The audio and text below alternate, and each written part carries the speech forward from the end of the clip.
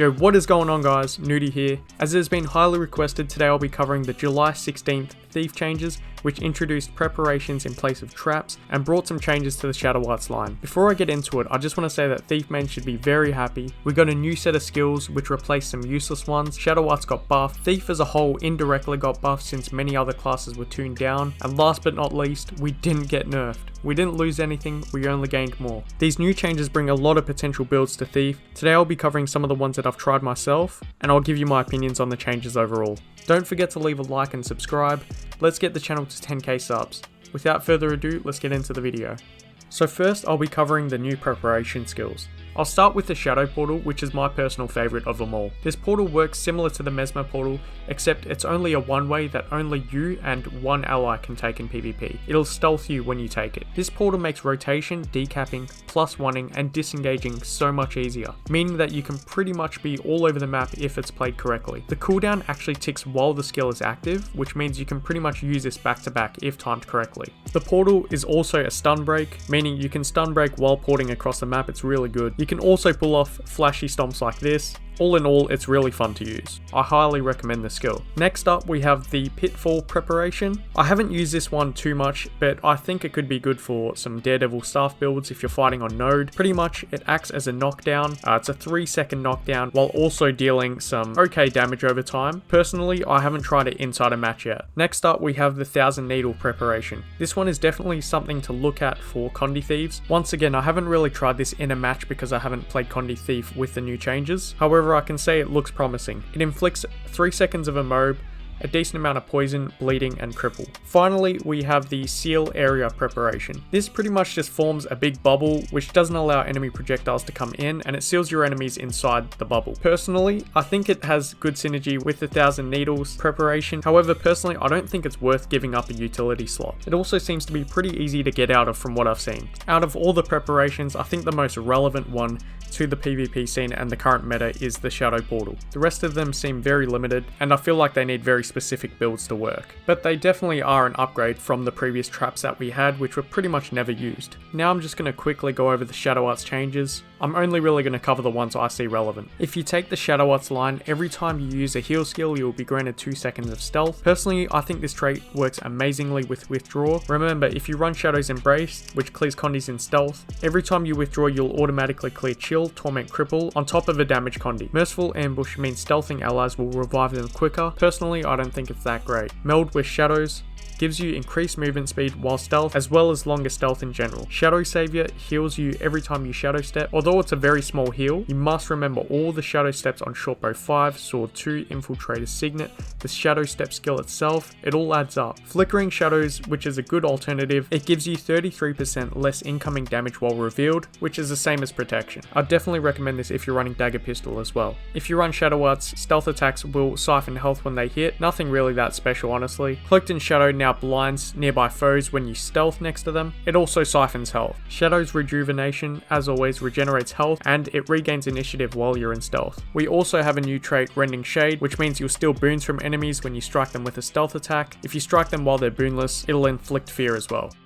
Okay, now let's talk about the changes to the PvP and World vs World meta. Because of the 300 range increase on Infiltrator Signet, this will now replace Roll for Initiative. There's a stun break with 10 seconds less of a cooldown than Roll for Initiative, and it can make for some great combos and gap closing. Roll for Initiative can still work, but having another 1200 range port is definitely better in my opinion. Shadow Portal can replace Signet of Agility, but if you're running Acrobatics, I don't recommend it because you'll be lacking Condi Cleanse. It's more suited for Shadow Arts, which we'll go through later. This is the Amulet, Rune, and Sigils of SD Acrobatics. As you can see, I'm running Infiltration runes instead of Scholar. Some people are still unaware, but ever since the Scholar changes, Infiltration is more commonly used by top thieves. I know Syndrina also uses it. With Scholar runes, you only get the damage increase when you're above 90% HP, which really isn't that common for a SD thief outside of the start of a +1. With Infiltration, you'll trade Ferocity for Precision, meaning you'll crit more, but the main reason is that you'll do plus 10% damage to enemies under 50% HP, which is much more common than the 5% increase you get on Scholar. In addition, you'll gain some vigor every time you stealth, which is a nice bonus. The traits for Meta SD Acro remain the exact same, which is Deadly Arts, Trickery, and Acrobatics. It's all pretty standard, I don't feel like I need to break this down.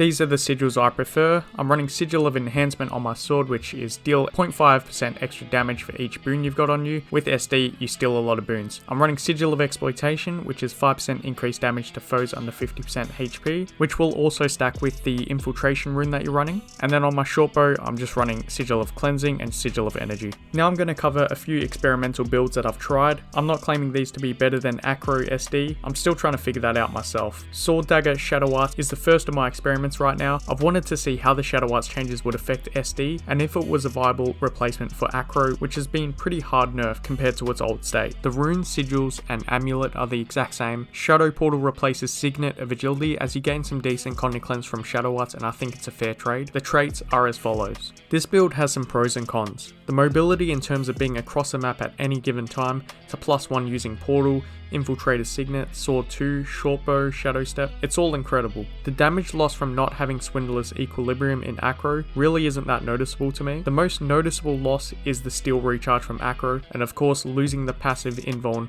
in Instant Reflexes. If I'm being picky, sometimes it sucks not to have the swiftness on dodge, but all the teleports on the build make up for that. All in all, this build definitely will and can work in ranked PvP. Whether it's better than Acro or not, I'll leave for you to decide. Shadow Savior can be swapped for Flickering Shadows, but I prefer the extra healing from all the Shadow Steps. Next up, we have Dagger Pistol Core Thief with Shadow Arts. On your dagger, you'll run Sigil of Absorption for the boon Still on Interrupts from headshotting. Infiltration rune can be swapped out for Scholar here, as you're more likely to be high HP compared to being on the SD variant, but I still prefer Infiltration runes. You'll swap Shadow Savior to Flickering Shadows here. Shadow Portal is optional. You could swap this to Blinding Powder if you're wanting a more old school Dagger Pistol feel. This build works really good in theory, as you can withdraw into stealth and then backstab right after. You heal and clear condies in stealth, which you can spend a lot of time in. You move 50% quicker in stealth. The only thing holding this build back from the SD variant is the numbers. Dagger Pistol has been nerfed so hard that it just can't do the same damage output that it once could, which is a really big shame because it's so much funner than SD. This build will allow you to do a lot more backstabs than the old Daredevil variant would. You've got the 1200 range on your steel, unlike Swipe. You can withdraw into backstab. You can infiltrate a Signet into a backstab combo. It's really fun. Regardless, give this build a go, tweak a few things, let me know how you like it. Alright guys, so that is my thoughts on the new Thief changes. Let me know yours in the comments. I've rambled on long enough, so now I'm going to show you the meta SD Acro build in actual play to show how well it performs. This was an automated tournament final versus Vaanss and another Cakewalk member and their AT team. This was at 3 AM. I wasn't in comms with any of my teammates, but the video really shows how well Thief is performing right now in a high level match. I hope you guys enjoy this. Remember to subscribe and leave a like on the video. Until next time.